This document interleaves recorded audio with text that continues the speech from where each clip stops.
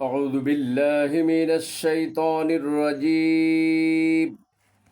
بسم الله الرحمن الرحيم. إن الله يأمركم أن تؤدوا الأمانات إلى أهلها وإذا حكمتم بين الناس أن تحكموا بالعدل إن الله نعم ما يعظكم به إن الله كان سميعا بصيرا সদাকাল্লাহুল আযীম।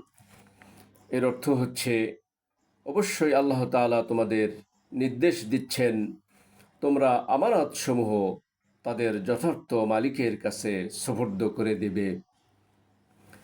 আর যখন মানুষের মাঝে তোমরা কোনো কিছুর ব্যাপারে তোমরা বিচার ফায়সালা করো, তখন তা ন্যায় ও ইনসাফের ভিত্তিতে করবে।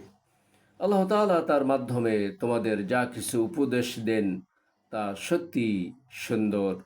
অবশ্যই আল্লাহ তাআলা সব কিছু দেখেন এবং শোনেন।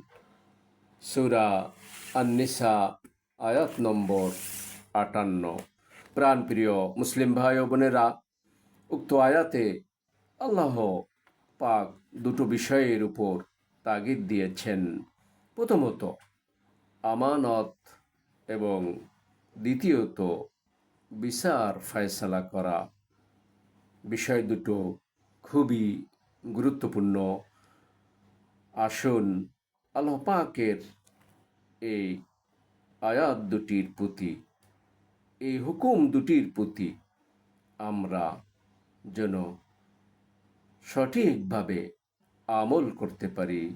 আল্লাহ পাক আমাদের সকলকে সেই তৌফিক দান করুন। আমিন। ওমা তৌফিকি ইল্লা বিল্লাহ। আসসালামু আলাইকুম ওয়া রাহমাতুল্লাহি তাআলা ওয়া বারাকাতুহু।